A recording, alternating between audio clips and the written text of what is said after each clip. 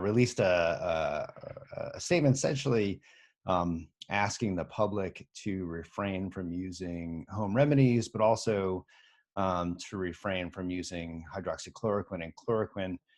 I don't know if you heard, but there was a terrible case in Arizona where a couple, two people obtained chloroquine from non-medical sources and tried to use it to prevent COVID. And one died and one got critically ill. So we're trying to get the message out that this is not something that people should be doing to prevent or to treat COVID in an outpatient setting. Talk a little bit about, for people that don't know what it is, what it's used for, and why the Trump administration and other countries around the world are touting it as a potential treatment.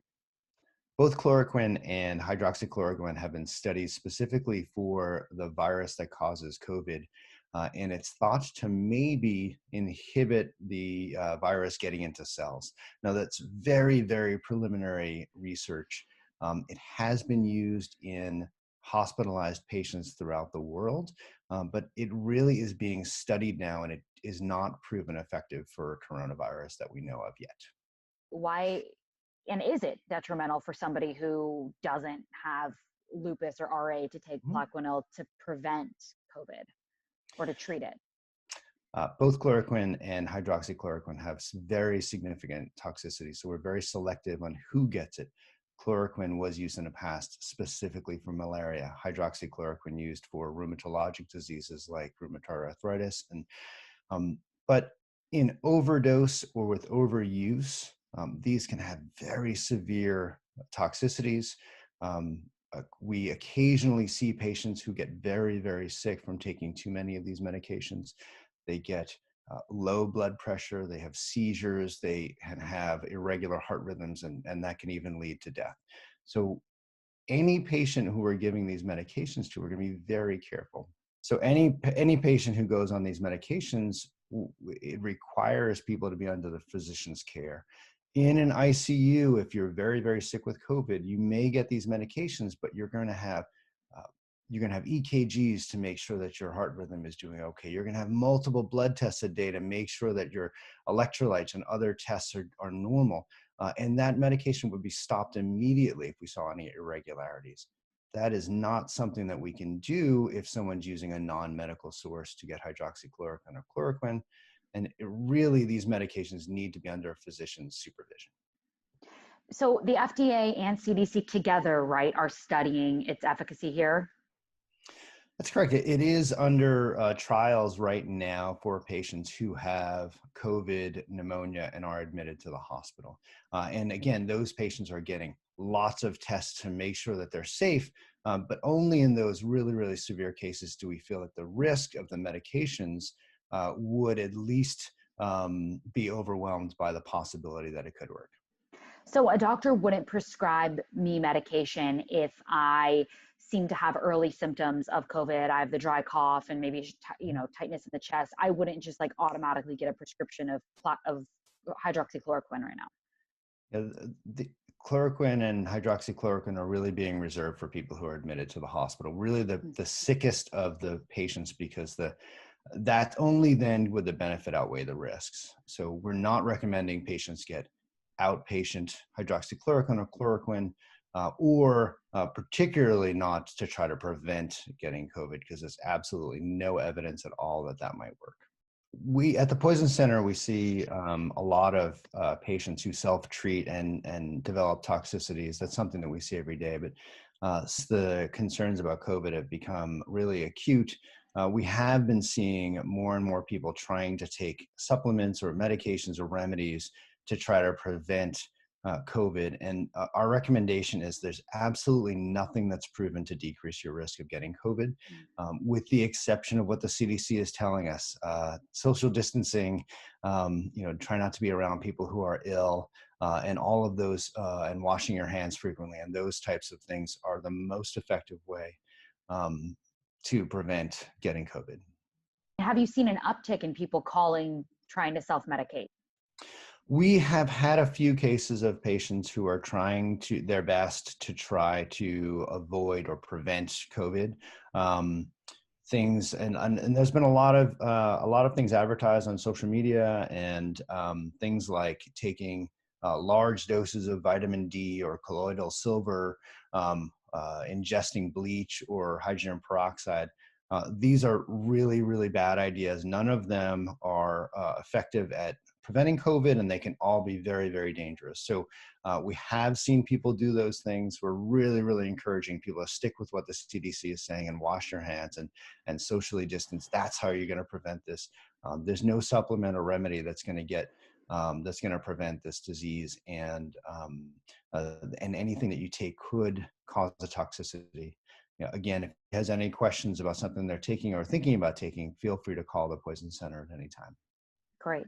And I don't know if this is necessarily in your neck of the woods, but reports nationally coming out about doctors prescribing hydroxychloroquine or even Z-Paks, azithromycin, for themselves or for their families. Is it something that, and pharmacists kind of reporting this weird uptick? Have you heard about this as well? Yeah, I've heard that people are prescribing both to patients and to themselves, both hydroxychloroquine and azithromycin. It's really important to understand that this is still under investigation. We don't know that these are even effective.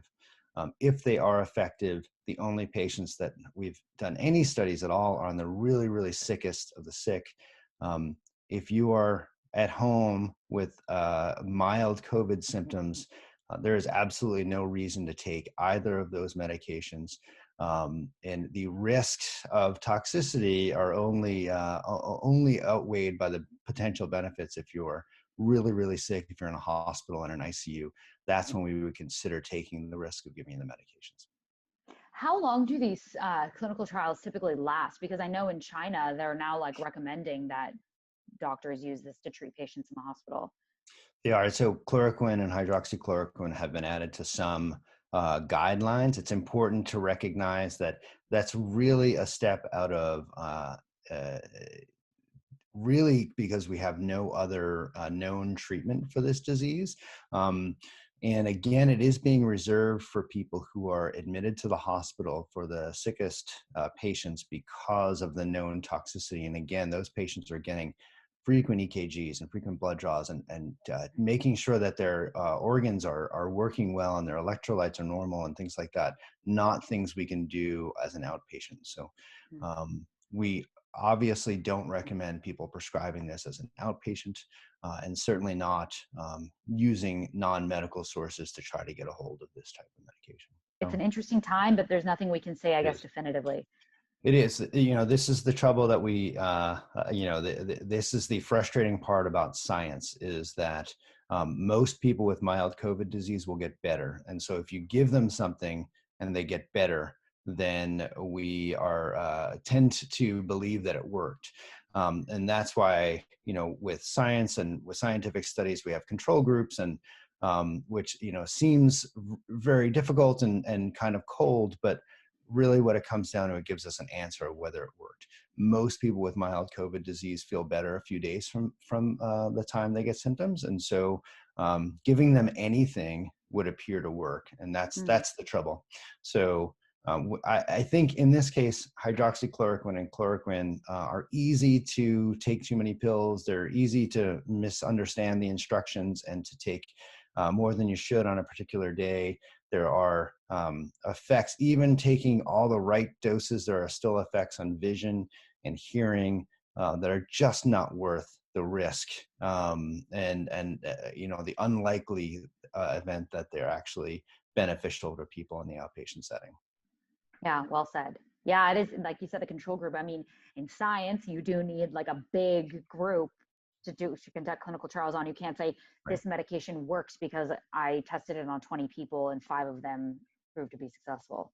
Right. And this is a trap that, this is why the scientific method exists, because, if you took someone with the flu and you gave them a glass of water and 5 days later they were better, you might conclude that water is effective at treating the flu. Whereas we know that it was going to get better on its own anyway. So this is always the trap. And it's the reason the scientific method exists. And there are ongoing studies. I really hope that we have some information soon. There are certainly enough patients in these trials at this point that we should see some effects, and we should see things coming out soon.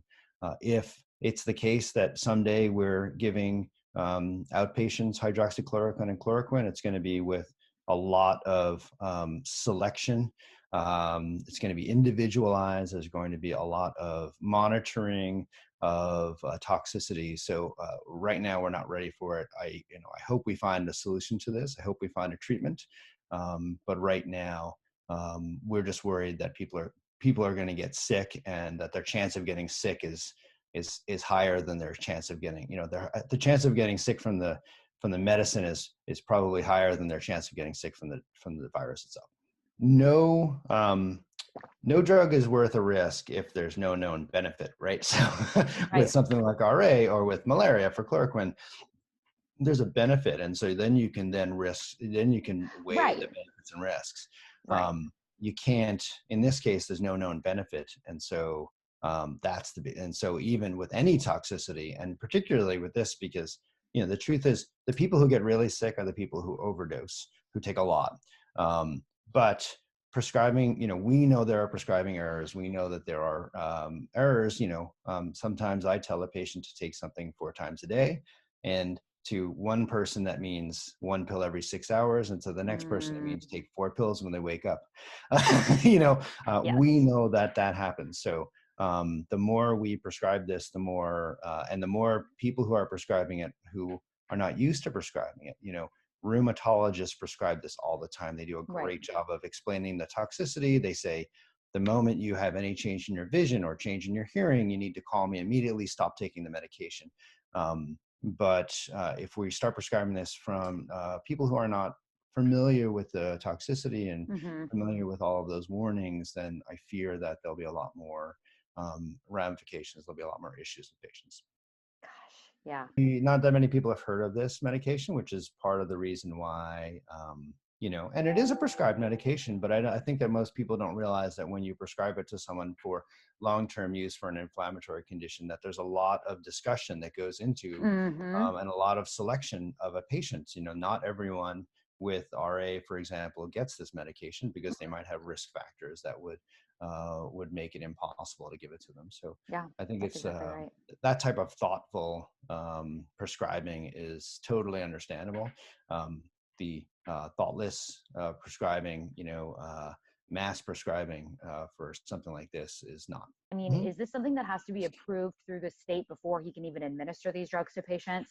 No, one of the advantages, if you will, is that these medications are already FDA approved for an indication, which allows physicians to prescribe it. So that's one of the reasons why these are kind of being fast-tracked. When the virus, some experience with SARS and MERS, the previous coronaviruses, suggested that this might be an effective medication. And that's why we had such a rapid research output on this, because there was some previous information. So the moment that this virus became really started to spread, they were able to use FDA approved medications very, very quickly with that idea.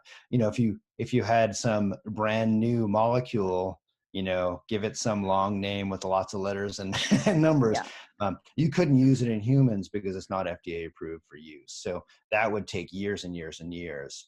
The advantage of chloroquine and hydroxychloroquine, they're already proven safe and effective for the things that they're prescribed for, which makes them FDA approved. And so any physician can prescribe them now. Makes sense. So that when you reference MERS, and I was looking on the CDC therapy guidelines, I mean, when you talk about SARS and MERS and it being used previously, you're saying like chloroquine and hydroxychloroquine in those outbreaks years ago had been used to treat patients.